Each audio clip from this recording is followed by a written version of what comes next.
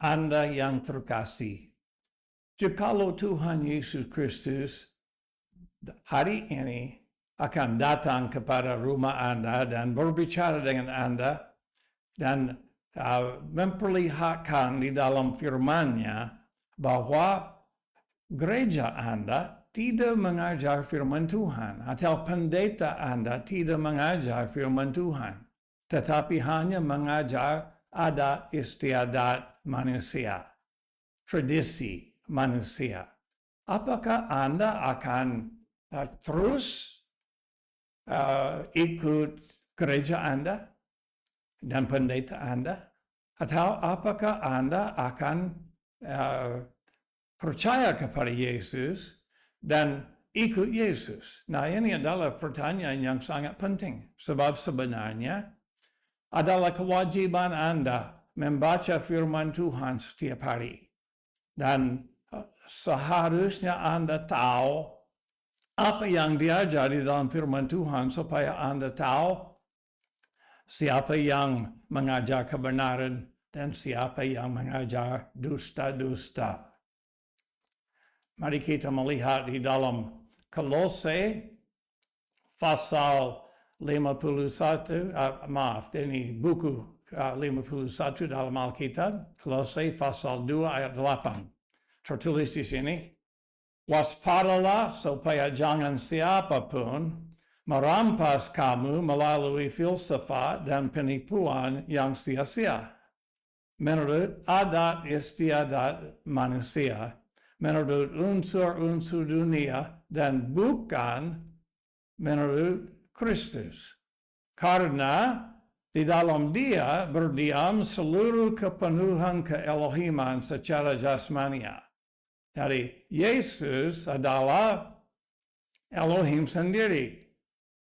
Yesus adalah pencipta segala sesuatu dan tidak ada juru selamat selain Yesus. Hanya Dia dapat memberikan hidup yang kekal kepada kita. Dan firman-Nya mengajar di sini, waspadalah supaya jangan siapapun merampas kamu melalui filsafat, ini pikiran manusia, dan penipuan yang sia-sia. Banyak penipu, ada banyak penipu di dunia ini yang mengajar agama, tetapi mereka tidak mengajar firman Tuhan. Mereka hanya mengajarkan pikiran mereka sendiri, pendapat mereka sendiri, adat mereka sendiri, dan bukan menurut Kristus. Karena dalam Dia, karena Yesus adalah Elohim sendiri, Dia dan hanya Dia berkuasa memerintah dan memberitahu kebenaran. Yesus mengatakan bahwa firman Elohim adalah kebenaran. Oke, nah, mari kita berpikir sedikit tentang orang-orang Farisi. Sebab orang-orang Farisi pada zaman Yesus Kristus, mereka sangat bersemangat dalam agama mereka. Orang-orang Farisi adalah orang yang paling bersemangat. Mereka sangat kuat dalam agama mereka. Dan mereka datang kepada Yesus, dan lalu orang-orang Farisi dan para penyalib kitab menanyai Dia. Mereka datang kepada Yesus dan menanyai Dia, mengapakah murid-murid engkau tidak berjalan menurut tradisi-tradisi ketua-ketua, tetapi makan roti dengan tangan yang tidak dibasuh? Nah, tidak ada apa-apa di dalam Alkitab yang mengatakan harus mencuci tangan. Walaupun memang saya mencuci tangan sebelum makan, biasanya kalau saya di luar dan saya lapar sekali dan saya tidak ada air untuk cuci makanan, membasuh tangan maksud saya makan saja. Tapi orang-orang Farisi, mereka sudah membuat hal itu menjadi lebih penting daripada ajaran-ajaran firman Tuhan. Dan walaupun itu tidak tertulis di dalam perjanjian lama, mereka tambah adat mereka kepada firman Tuhan, dan adat mereka lebih dipercayai daripada firman Tuhan.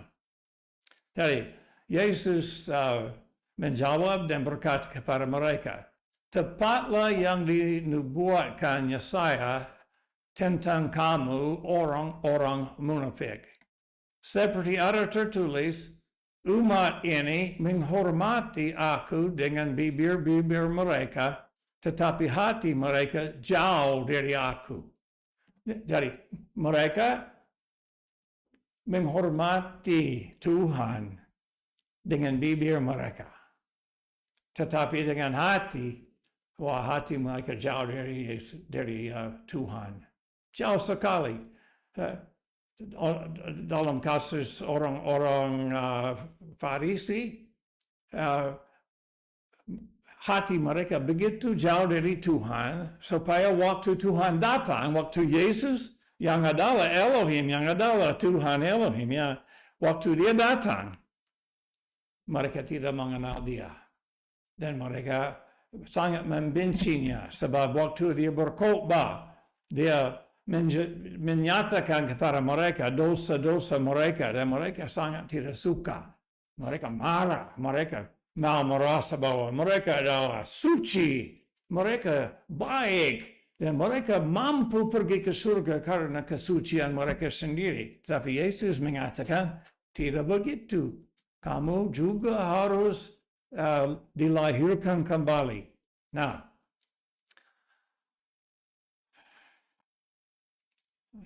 ayat 7, Yesus mengatakan, meskipun demikian dalam kesia-siaan mereka menyembah aku. Ini yang dikatakan Elohim, dan Elohim Bapa, dan Yesus mengutipnya di sini.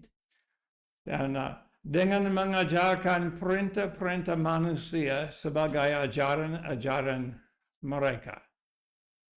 Nah, setiap ajaran yang diajar oleh seorang pengkhotbah yang mengatakan dia adalah guru dalam agama Kristen, harus ada bukti, harus ada ayat-ayat yang tidak diambil di luar konteksnya.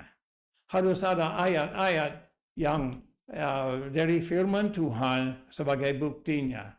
Dan kalau tidak ada bukti, ajaran itu tidak bisa diterima oleh orang yang sungguh-sungguh mau mengikuti Tuhan Yesus Kristus.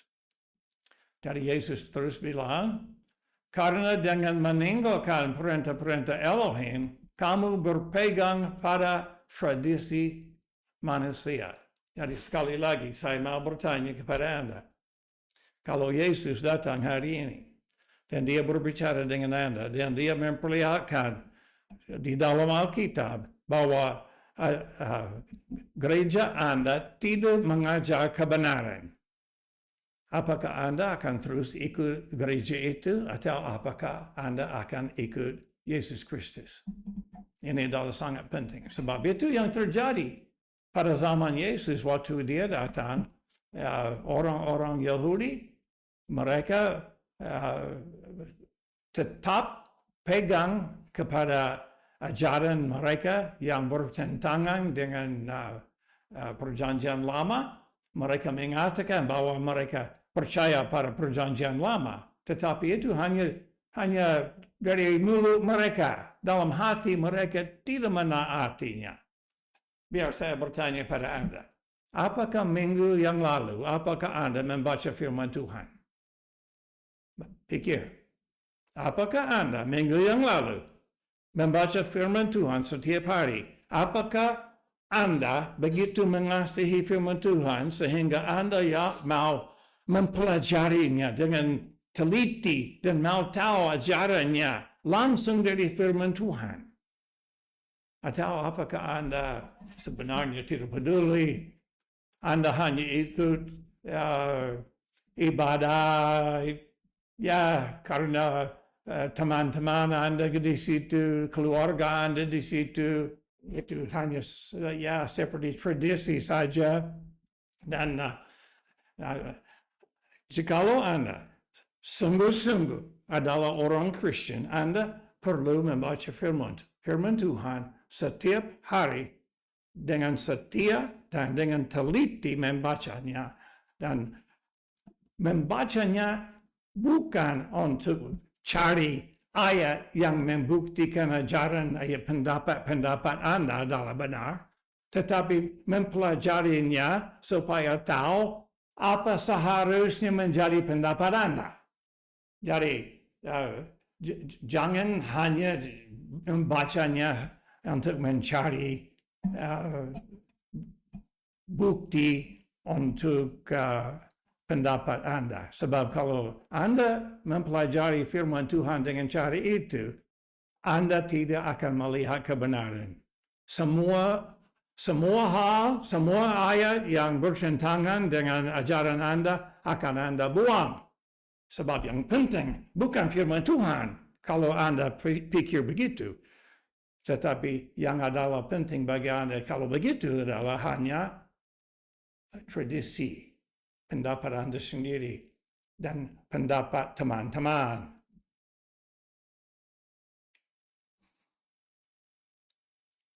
Ayat 9. Dan Yesus berkata kepada mereka, sangat nyata bahwa kamu menolak perintah Elohim supaya kamu dapat mematuhi tradisi kamu sendiri. Saya mau memberi tahu tentang buku ini, terjemahan ini langsung dari Textus Receptus. Textus Receptus artinya teks yang diterima. Sebab teks yang diterima itu adalah teks yang dipakai sejak zaman Rasul-Rasul sampai sekarang oleh semua orang Kristen yang sungguh-sungguh tahu kebenaran dan mau menaati Yesus Kristus. Tidak benar seperti diajar oleh Westcott dan Hort bahwa firman Tuhan hilang ratusan tahun. Dan baru pada tahun 1881 diterbit lagi. Jadi menurut Westcott dan Hort yang sudah menerbit teks yang disebut teks kritikal, menurut mereka firman Tuhan hilang ratusan tahun dan baru ada sejak mereka. Itu sangat tidak benar. Kita akan melihat sebentar lagi bahwa itu tidak benar.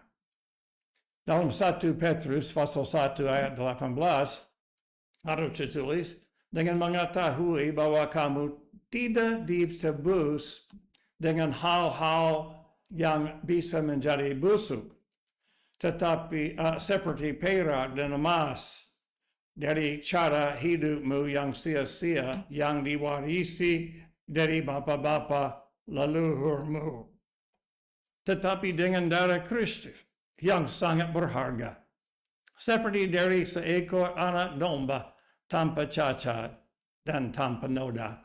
Jadi ingatlah ini Anda, ingatlah ini. Adat istiadat tidak bisa menebus Anda dari dosa-dosa Anda.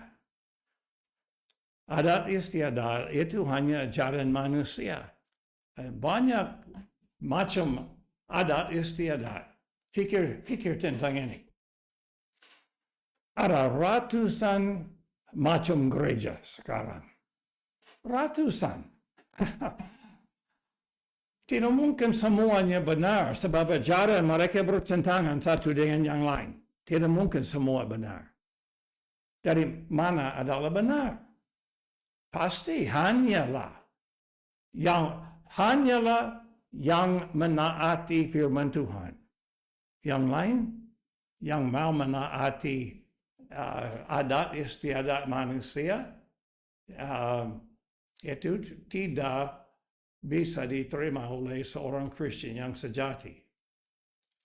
Jadi adat tidak bisa menebus kita, tapi darah Kristus bisa. Dan firman Tuhan yang benar, firman Tuhan yang murni, yang tetap ada sejak zaman rasul-rasul dan tidak pernah hilang. Firman itu memberitahu tentang Yesus sebagai anak domba Elohim yang datang dari surga untuk menjadi kurban menggantikan kita, untuk dihukum mati karena dosa-dosa kita, supaya kita bisa menerima hidup yang kekal. Ayat 1 dan pasal 1 ayat 23, dengan dilahirkan kembali, bukan dari benih yang bisa menjadi busuk, melainkan dari yang tidak bisa menjadi busuk oleh firman Elohim yang hidup dan tetap dan tinggal tetap untuk selama-lamanya. Nah, apakah Anda sudah dilahirkan kembali? Ini sangat penting sebab Yesus Kristus dalam Yohanes pasal 3, dia bilang, kamu harus dilahirkan kembali. Kalau tidak dilahirkan kembali, tidak boleh melihat kerajaan Elohim dan tidak boleh masuk ke dalam kerajaan Elohim. Jadi tidak bisa ke surga. Kalau belum lahir baru. Tetapi saya bertemu dengan banyak orang yang sudah menjadi anggota sebuah gereja, tetapi pendeta mereka tidak pernah mengajar tentang hidup yang kekal. Tidak pernah mengajar tentang kelahiran baru. Mereka tidak tahu tentang kelahiran baru. Apakah pendeta Anda pernah mengajar bagaimana bisa dilahirkan kembali? Kalau belum, cari pendeta yang lain. Pergi ke tempat lain, cari kebenaran. Cari seseorang yang mengajar langsung dari firman Tuhan. Lihat di sini. Dengan dilahirkan kembali, bukan dari benih yang bisa menjadi busuk, melainkan dari yang tidak bisa menjadi busuk oleh firman Elohim. Jadi, benih yang tidak bisa menjadi busuk adalah firman Elohim yang hidup dan tinggal tetap untuk selama-lamanya. Dari firman Elohim adalah sebuah buku yang sebenarnya hidup. Ini bukan buku biasa, tetapi buku ini ada kuasa. Buku ini bisa menusuk ke dalam hati manusia, supaya manusia menjadi nyata bahwa dia orang berdosa, dan bahwa dia perlu seorang juru selamat, dan bahwa juru selamat satu-satunya adalah Tuhan Yesus Kristus. Jadi, firman Tuhan itu hidup dan tinggal tetap untuk selama-lamanya. Tidak kehilangan, seperti dikatakan oleh Westcott and Hort. Dan tidak harus seseorang mendapatnya sesudah ratusan tahun, lalu menerbitnya baru. Itu pasti bukan firman Tuhan yang sebenarnya.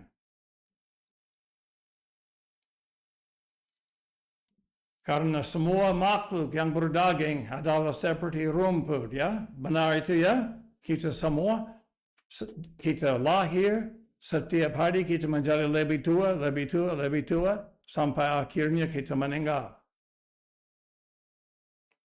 Dan karena semua makhluk yang berdaging adalah seperti rumput, dan semua kemuliaan manusia sebagai bunga rumput, rumput itu mengiring dan bunganya gugur, tetapi sabda Elohim bertahan untuk selama-lamanya. Tidak kehilangan seperti diajar oleh Westcott dan Hort. Harus saya bilang, dengan demikian kita bisa tahu bahwa teks yang diterbitkan oleh mereka bukan teks yang asli. Dan ini adalah sabda yang oleh Injil dikhotbahkan kepadamu.